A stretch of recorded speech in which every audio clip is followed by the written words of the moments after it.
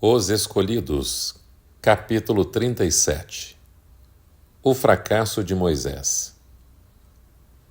A corrente de águas vivas, que serviu para refrescar Israel no deserto, fluiu primeiramente da rocha que Moisés feriu em Horebe. Em todas as suas peregrinações, onde quer que houvesse necessidade, o milagre fazia a água jorrar ao lado do acampamento. Era Cristo que proporcionava a refrescante corrente de água para Israel. E beberam da mesma bebida espiritual, pois a bebiam da rocha espiritual que os acompanhava, e essa rocha era Cristo. 1 Coríntios 10, versículo 4. Ele era a fonte de todas as bênçãos físicas e espirituais. Não tiveram sede quando ele os conduziu através dos desertos. Ele fez a água fluir da rocha para eles, fendeu a rocha e a água jorrou. Isaías 48, verso 21. E jorrou água, que escorreu como um rio pelo deserto. Salmo 105, verso 41. Assim como águas vivificantes fluíam da rocha ferida, também Cristo, castigado por Deus, traspassado por causa das nossas transgressões, esmagado por causa de nossas iniquidades, Isaías 53, 4 e 5, a torrente de salvação flui em favor de uma raça perdida. Da mesma forma que a rocha foi ferida uma vez, assim também Cristo foi oferecido em sacrifício uma única vez para tirar os pecados de muitos. Hebreus 9, verso 28. Nosso Salvador não deveria ser sacrificado uma segunda vez. Para aqueles que buscam as bênçãos de sua graça, é necessário somente pedi-las em nome de Jesus. Então fluirá novamente o sangue doador da vida, simbolizada pela água viva que fluía para Israel. Pouco antes de os hebreus chegarem a Cádiz, a corrente viva que por tantos anos jorrou ao lado do acampamento secou. O Senhor iria prová-los para ver se confiariam em sua providência ou revelariam a mesma incredulidade de seus antepassados. Eles já podiam avistar as colinas de Canaã, estavam a uma pequena distância de Edom, o caminho pelo qual deveriam ir a Canaã. Deus deu a direção a Moisés. E diga ao povo: vocês estão passando pelo território de seus irmãos, os descendentes de Esaú. Eles terão medo de vocês, vocês lhe pagarão com prata a comida que comerem e a água que beberem. Deuteronômio 2, versos 4 a 6. Essas orientações seriam suficientes para explicar por que foi cortado o seu suprimento de água. Logo iriam passar por uma região bem regada e fértil, um caminho que os levaria direto para a terra de Canaã. O fato de a miraculosa corrente de água secar deveria ter sido encarado como motivo de alegria, um sinal de que a sua peregrinação no deserto tinha terminado.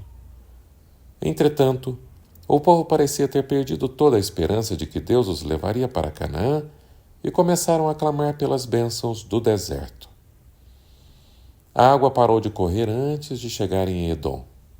Tinham então a oportunidade de andar um pouco mais pela fé e não pela vista. Contudo, a primeira prova revelou o mesmo espírito demonstrado por seus antepassados. Esqueceram-se da mão que por tantos anos havia suprido suas necessidades. Em vez de se voltarem para Deus em busca de auxílio, reclamavam em desespero. Quem dera tivéssemos morrido quando os nossos irmãos caíram mortos perante o Senhor. Números 20, verso 3. Referiam-se à rebelião de Corá. Moisés e Arão foram até a porta do tabernáculo e se curvaram com o rosto em terra. Moisés então recebeu a mensagem: pegue a vara e com o seu irmão Arão reúna a comunidade diante desta falha aquela rocha, e ela verterá água. Vocês tirarão água da rocha. Números 20, versículo 8. Os dois irmãos eram já idosos. Havia muito tempo suportavam a rebelião de Israel. Então Moisés perdeu a paciência. Escutem, rebeldes, ele exclamou. Será que teremos de tirar água desta rocha para lhes dar? Números 20, versículo 10.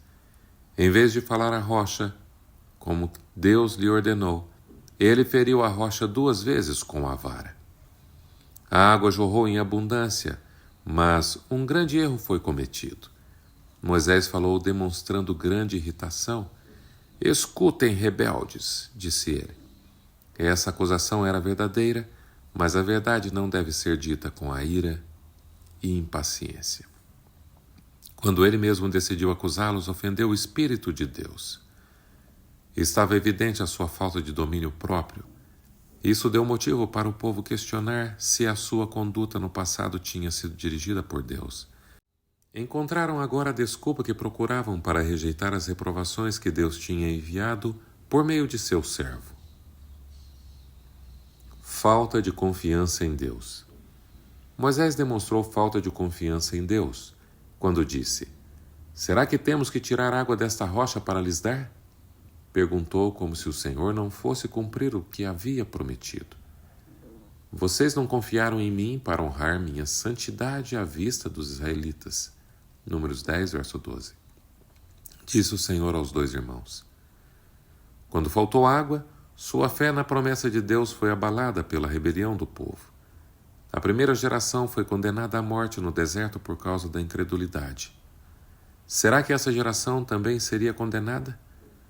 Cansados e desanimados, Moisés e Arão não fizeram esforço algum para se opor ao sentimento do povo.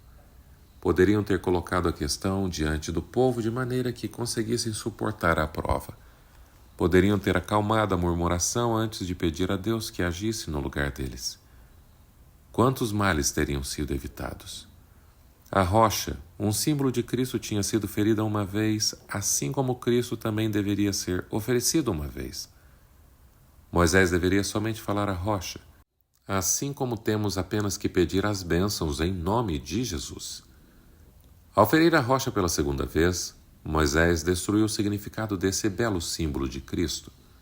Mais que isso, Moisés e Arão assumiram um poder que pertence somente a Deus. Os líderes de Israel deveriam ter aproveitado a ocasião para impressionar o povo quanto à reverência para com Deus e lhes fortalecer a fé em seu poder e sua bondade. Quando exclamaram irados: Será que temos que tirar água desta rocha para lhes dar? Eles se colocaram no lugar de Deus, como se todo o poder estivesse com eles. Moisés perdeu de vista o seu auxiliador todo-poderoso e, ao agir por si mesmo, sem a força divina, manchou o registro de sua vida com uma demonstração de fraqueza humana. O homem que poderia ter permanecido firme e abnegado até o fim de sua carreira foi vencido. Dessa vez, Deus não pronunciou nenhum juízo sobre aqueles que tanto provocaram Moisés e Arão. Toda a reprovação caiu sobre os líderes. Moisés e Arão sentiram-se ofendidos e perderam de vista o fato de que a murmuração do povo não era contra eles, mas contra Deus. Ao olharem para si mesmos, caíram no pecado sem perceber e não conseguiram levar as pessoas a ver a grande ofensa que tinham cometido contra Deus. O Senhor, porém, disse a Moisés e Arão: Como vocês não confiaram em mim para honrar a minha santidade à vista dos israelitas, vocês não conduzirão esta comunidade para a terra que lhes dou. Números 20, verso 12. Eles morreriam antes de atravessar o Jordão. Eles não pecaram de forma voluntária ou premeditada. Tinham sido vencidos por uma tentação inesperada, e o seu arrependimento foi imediato e sincero. O Senhor aceitou o seu arrependimento, mas por causa do mal que seu pecado poderia causar entre o povo, ele não poderia remover a punição. Moisés então disse ao povo que, por ter deixado de dar glória devida a Deus, ele não poderia guiá-los à terra prometida. Pediu que refletissem sobre a severa punição que ele havia recebido e pensassem em como Deus considerava as murmurações do povo. Cada vez que um simples homem era acusado por eles por causa dos juízos que recaíam sobre si mesmos devido aos pecados que cometiam. Moisés contou aos israelitas como havia suplicado a Deus que voltasse atrás na sentença dada, mas seu pedido havia sido negado. Em todas as suas jornadas, ao se queixarem das dificuldades pelo caminho, Moisés dizia a eles: As suas murmurações não são contra nós, e sim contra o Senhor. Não fui eu, mas sim Deus que os libertou. Com as palavras precipitadas, será que temos que tirar água? Moisés praticamente admitiu as acusações feitas pelo povo. Portanto, seu erro foi confirmá-los em sua incredulidade e justificar suas murmurações. O Senhor tiraria para sempre essa impressão de sua mente, impedindo Moisés de entrar na terra prometida. Ali estava a prova definitiva de que seu líder não era Moisés, mas o poderoso anjo de quem o Senhor disse: Eis que envio um anjo à frente de vocês para protegê-los por todo o caminho e fazê-los chegar ao lugar que preparei. Prestem atenção e ouçam o que ele diz, pois nele está o meu nome. Êxodo 23, versos 20 e 21. Deus não age com parcialidade. Todavia, por causa de vocês, o Senhor irou-se contra mim. Deuteronômio 3, 26, disse Moisés. Toda a congregação sabia da transgressão. Se Deus a tivesse passado por alto, o povo teria pensado que a impaciência de um líder, sob grande provação, poderia ser desculpada. Quando foi declarado que Moisés e Arão não poderiam entrar em Canaã por causa daquele único pecado, o povo entendeu que Deus não age com parcialidade. Nos tempos futuros, todos deveriam ver que o Deus dos céus é imparcial, que jamais justifica o pecado. A bondade e o amor de Deus o movem a lidar com o pecado, como um mal que é fatal à paz e à felicidade do universo. Deus perdoou o povo por transgressões maiores, mas não poderia proceder da mesma forma com o pecado dos líderes e dos liderados. Moisés tinha sido honrado por ele acima de qualquer outra pessoa na terra. O fato de ter sido abençoado com tão grande luz e conhecimento tornava o seu pecado ainda mais grave. A fidelidade do passado não anula um ato errado sequer.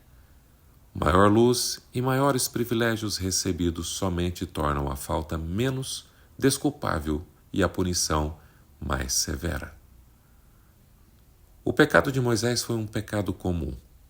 O salmista diz que ele falou sem refletir. Salmo 106, verso 33. De acordo com o julgamento humano, pode parecer algo pequeno, mas se Deus tratou com tanta severidade esse pecado em seu servo mais fiel e honrado, ele não o desculpará em outros. O espírito de exaltação própria, a tendência de culpar os outros, desagrada a Deus. Quanto mais importante for a posição que a pessoa ocupa, maior é a necessidade de cultivar a paciência e a humildade. Se aqueles que ocupam posições de responsabilidade tomam para si as honras devidas a Deus, Satanás conquista uma vitória. Todo impulso ligado à nossa natureza e a toda tendência do coração necessitam estar, momento a momento, sob a direção do Espírito de Deus. Portanto, quanto maior for a luz que recebemos, quanto mais desfrutamos o favor divino, cada vez mais humildemente devemos andar diante do Senhor, suplicando com fé que Ele dirija cada motivo, cada desejo que temos. As responsabilidades colocadas sobre Moisés foram muito grandes. Poucas pessoas serão tão provadas como ele foi. Mesmo assim, isso não desculpa o pecado dele. Não importa quão grande seja a pressão que sofremos, a transgressão é um ato nosso. Não está em nenhum poder da terra, nem do inimigo e seus anjos, obrigar qualquer pessoa a praticar o mal.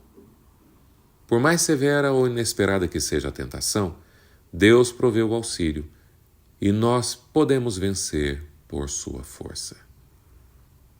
O fim do capítulo 37.